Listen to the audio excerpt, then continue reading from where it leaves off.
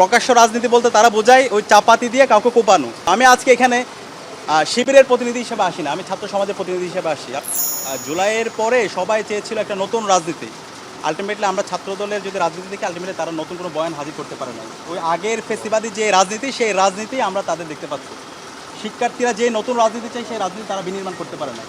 এখন তারা আদর্শিকভাবে তারা আমাদেরকে মোকাবেলা করতে না পেরে তারা এই ধরনের বিভিন্ন ধরনের ট্যাগিং ফ্রেমিং করছে, এবং যে শব্দ দ্বারা এখানে ফ্রেমিং করা হচ্ছে, আলটিমেটলি এটা দ্বারা কিন্তু সূত্রপাত হয় নাই। ওইখানে জুলাইয়ের কিছু গ্রাফিতি করা হয়েছিল এবং আধিপত্যবাদী আগ্রাসনের বিরুদ্ধে আমরা কিছু পোস্টার করেছিলাম, এবং পরবর্তীতে তাদের একজন এসে এখানে গুরুত্ব লেগেছিল, এবং এটাকে আমরা কিন্তু অ্যাপ্রিসিয়েট করেছি। না, তোমার মতামতের স্বাধীনতা আমরা নিশ্চিত করতে চাই। যিনি সিটি কলেজের সভাপতি, সেই ছবি তুলে এবং ওখানে যে বানান ভুল করেছে সেটা সে লিখে বলেছে, এটাকে অ্যাপ্রিসিয়েট করেছে, করতে পারে। কিন্তু পরবর্তীতে এটাকে ইস্যু করে তারা হামলার পর আবার বহিরাগত নিয়ে এসে রামদা নিয়ে, চাপাতি নিয়ে কোপানো এবং পায়ের গোড়ালিকে বিচ্ছিন্ন করে দেওয়া, সেটা আমরা দেখতে পেয়েছি।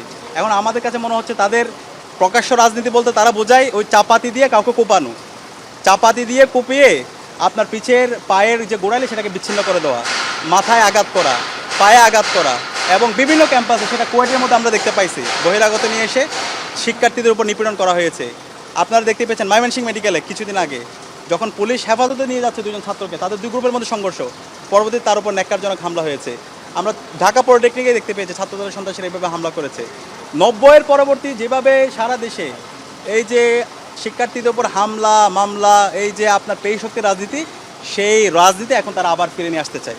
সুতরাং আমরা এই প্রজন্ম, জুলাইয়ের প্রজন্ম বেঁচে থাকতে এই ক্যাম্পাসগুলোতে কেউ যদি আবার সেই পেশী শক্তির রাজনীতি ফিরে নিয়ে আসতে চায়, কেউ যদি আবার গণরম গ্যাসন কালচার তৈরি করতে চায়, কেউ যদি সন্ত্রাস কায়েম করতে চায়, কেউ যদি চাপাতি দিয়ে আমার ভাইকে মেরে রক্তাক্ত করে পায়ের গোড়ালি বিচ্ছিন্ন করে দিয়ে তাদের রাজনীতি বিনির্মাণ করতে চায়, আমরা তাদের রাজনীতিকে আমরা করতে দেবো না। আমরা তাদেরকে লাল কার্ড দেখাবো, শিক্ষার্থী সমাজ তাদেরকে লাল কার্ড দেখাবো। আমি আজকে এখানে শিবিরের প্রতিনিধি হিসেবে আসি না, আমি ছাত্র সমাজের প্রতিনিধি হিসেবে আসছি, আমি ডাকসুর ভিপি হিসেবে আসছি।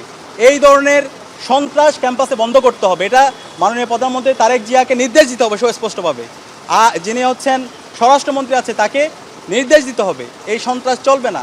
ক্যাম্পাসে শিক্ষার্থীরা আছে পড়াশোনা করার জন্য, শিক্ষার পরিবেশ নিশ্চিত করার জন্য। সুতরাং এই ক্যাম্পাসে আপনি প্রকাশ্য রাজনীতির নামে চাপাতি নিয়ে ঘুরবেন, রামদা নিয়ে ঘুরবেন, হকিস্টিক স্টাফ নিয়ে আপনি হামলা করবেন শিক্ষার্থীদের, এবং হামলার পরে এর ধরনের এই যে ছবি, মনে করবেন আপনি হামলা করবেন, চাপাতি নিয়ে ঘুরবেন, তারপর আপনি দায় মুক্তি পেয়ে যাবেন, এটা কিন্তু হবে না।